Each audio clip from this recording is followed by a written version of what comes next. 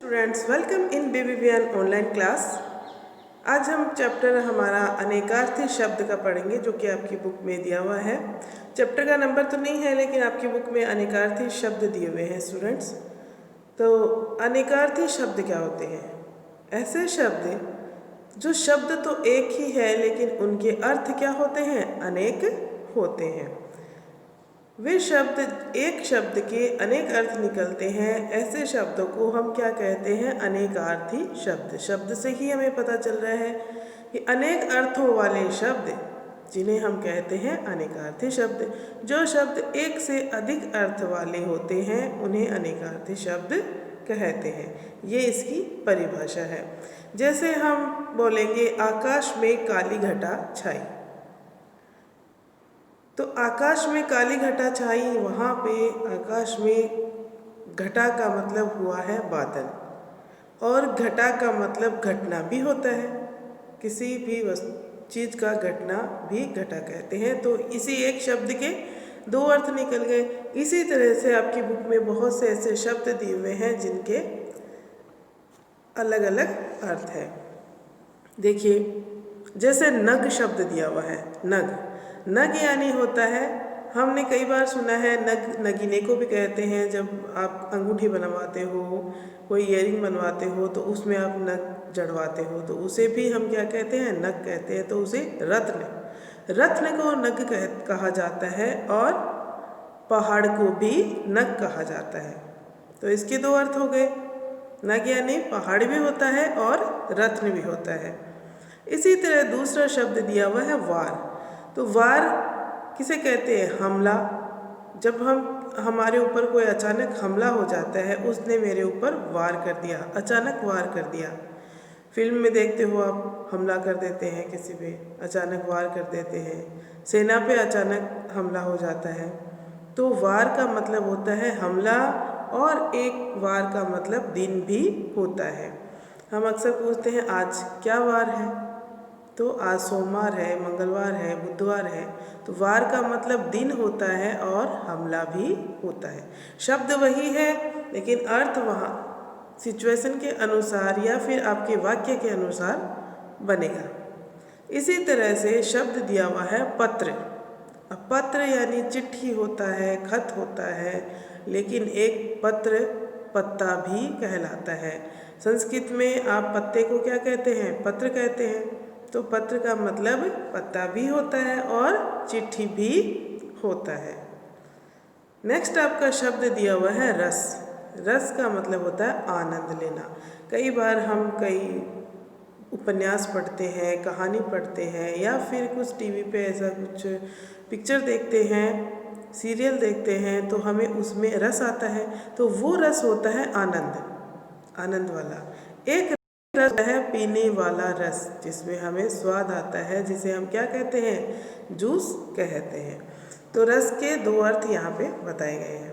Next इधर आपके दिए हुए हैं पद। पद यानी कोई भी पदवी हो सकती है, जो आपको ओहदा दिया हुआ है उसे पद कहते हैं। और पद किसे कहते हैं? पैर को भी पद कहते हैं। इसी तरह नेक्स्ट शब्द दिया हुआ है मत। मत यानी वोट। आप मत देने जाते हो, मतदान बहुत ही कॉमन सा शब्द है, मतदान करने के लिए जाना।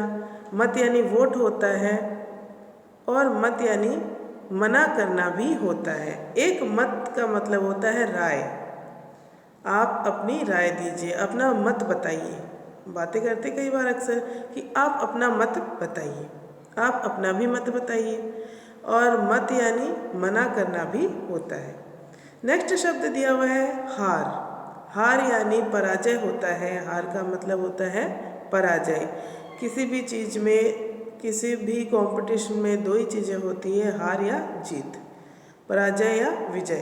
तो हार का मतलब पराजय भी होता है, और हार का मतलब माला भी होता है जो गले में पहनी जाती है।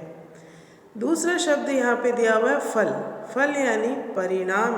फल यानी परिणाम होता है, और खाने वाला फल भी होता है। किसी भी फल, खाने वाले फल के लिए, चाहे वो आम हो, सेब हो, चीकू हो, केला हो, उसको हम क्या कहते हैं? फल कहते हैं। और एक फल क्या होता है? परिणाम। हम कहते हैं अगर तुम पढ़ाई नहीं करोगे तो इसका परिणाम जानते हो क्या होगा?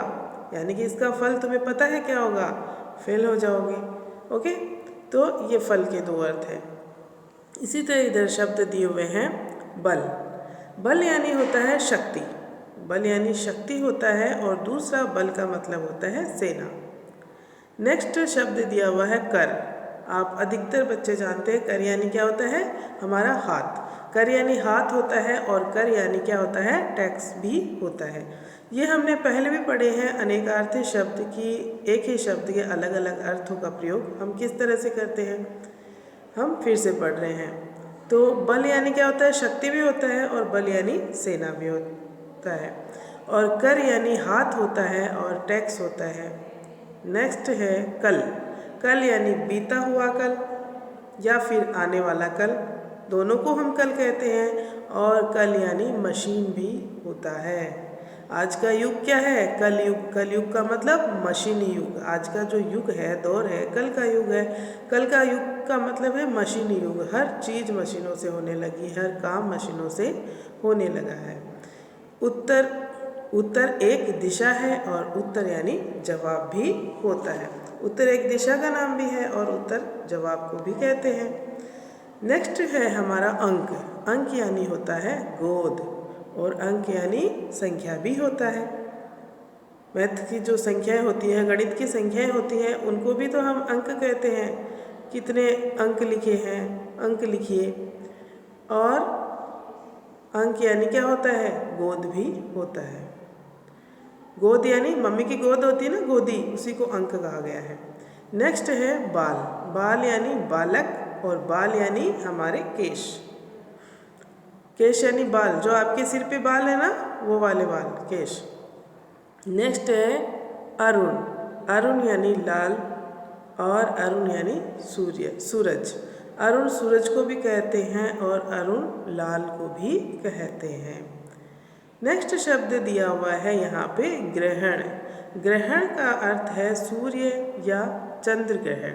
सूर्य और चंद्र पे जो ग्रहण लगता है उसको कहा गया है ग्रहण। और नेक्स्ट ग्रहण का मतलब होता है लेना, ग्रहण करना। हम कहते हैं ना भोजन ग्रहण कीजिए, यानी कि भोजन लीजिए।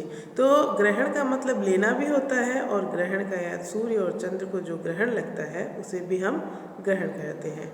सो स्टूडेंट्स, इनको आप अच्छे से लर्न करेंगे, और इस चैप्टर में आपके जो क्वेश्चन आंसर्स दिए हुए हैं फिल इन द ब्लैंक्स करने के लिए, हो सके आप इनको करने की कोशिश कीजिए। नेक्स्ट वीडियो में मैं आपको वो फिल इन द ब्लैंक्स करवाऊंगी। Okay, thank you.